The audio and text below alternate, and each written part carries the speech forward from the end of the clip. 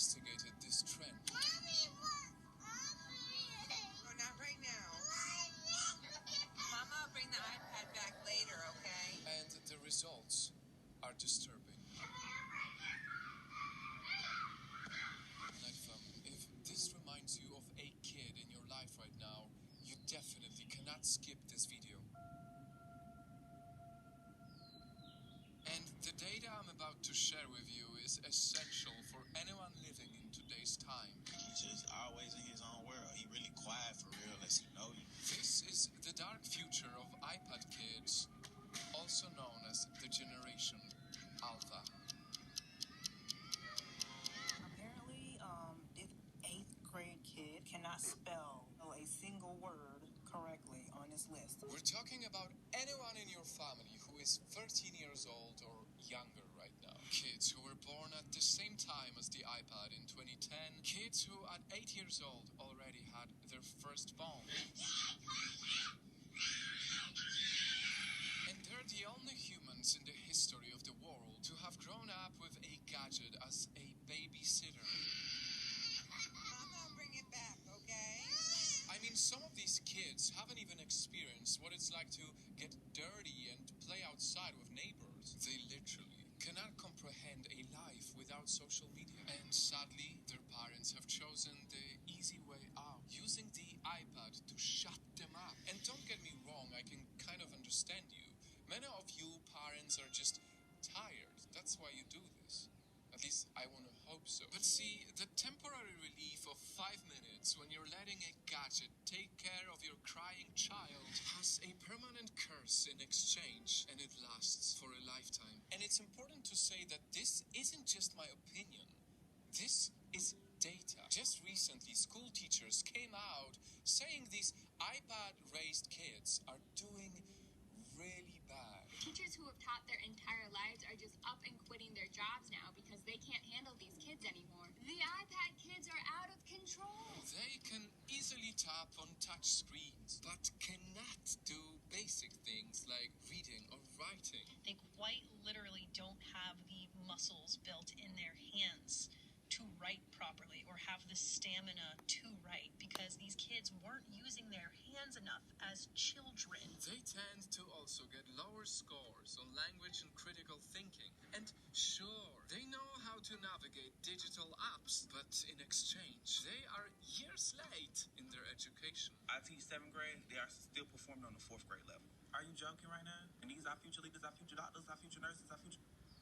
Please. And because many of them were pretty much raised by an emotionless gadget that doesn't care about them, they're growing up to be, well, the same way. Having to teach and work with you guys as children has been the most traumatic experience of my life. They don't respect any authority. You ask them, can you stand in your designated spot? They're telling you no and shut up. They're throwing things at each other. For more data, if your child is getting more than 2 hours of screen time daily, a long-term study has showed that they are likely to have emotional, social, and attention problems. Kids cannot read. They cannot write. They are ill-mannered. Since looking at the screen for a long time limits children's ability to read faces, they get a harder time learning social skills and even empathy. Which leads to kids who might act like this.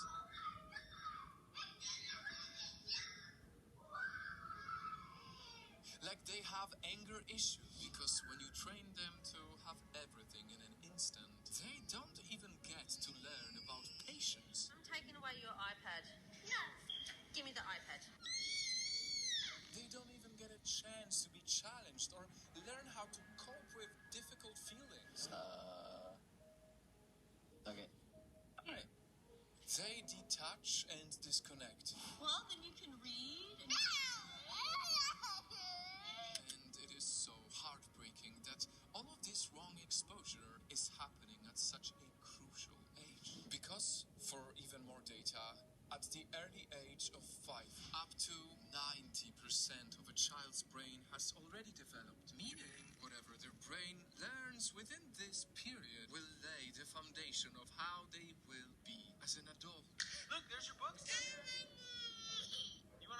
You wanna read a book with Dad?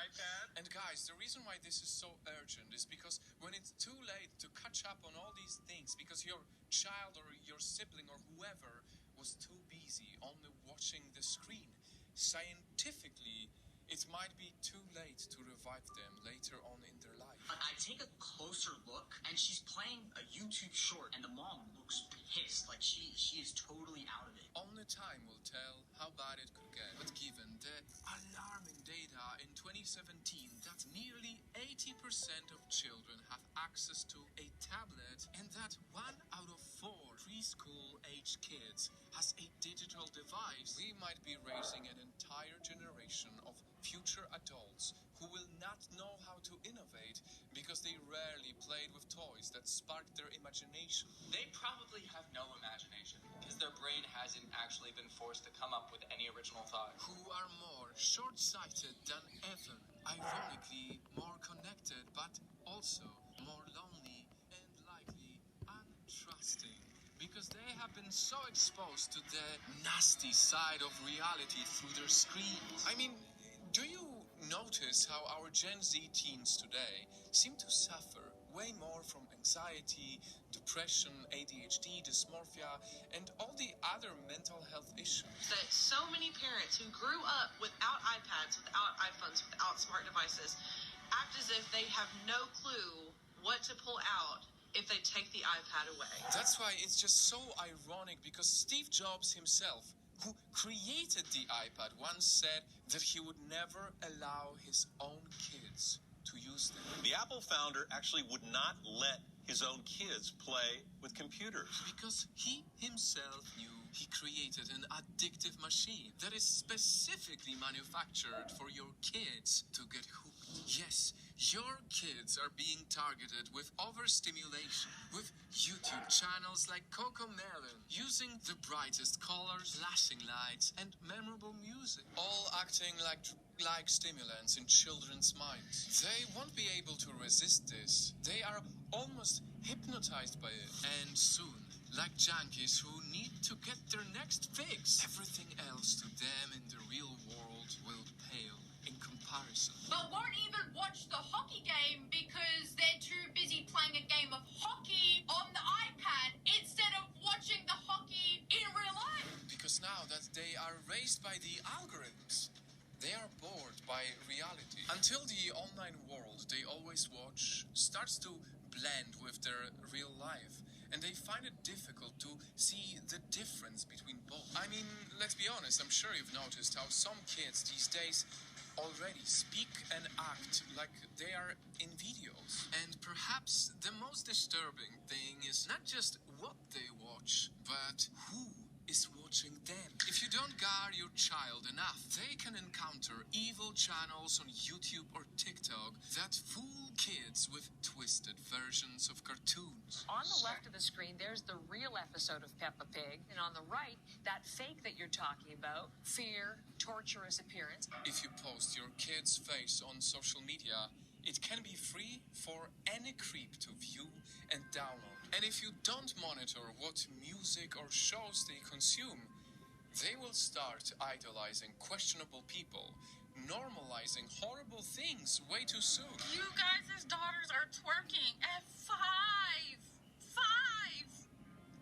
Where's the parenting? But, Nightfam, hearing all of these concerning things, is the problem really with the iPad, or is the problem with the parenting? This will be her first iPad, but she had 3 tablets. Currently on the 3rd one right now, because the other 2 broke. But yeah, moms, what do you all think? I might get it for her either way. Because while these future problems are very real, it's also true that these gadgets do help the kids be smarter too. After all, the iPad is only just a tool. It's all about making sure you use the tool and not let the tool use you. Finally, how can you save your kid from this dark future? It's simple. Embrace being a parent and let your kid be a kid. When they throw a tantrum, talk to them through it. Don't just give them the tablet to get peace. That's why the iPod's up there on top of that cupboard, so little boys don't get it. Let them go outside and touch grass. Let them have the same rich childhood you had. Because boredom is really where their creativity can shine. And if you absolutely have to give your kid that iPad, make sure they are at least 3 years old. And please keep it to a minimum until they learn to never look for it anymore. What do you want? I want the iPad. I told you can't have it. Until they finally realize that real life and real experiences will always be way more special. I need everybody else in my generation to promise that we are not going to raise iPad children. Please.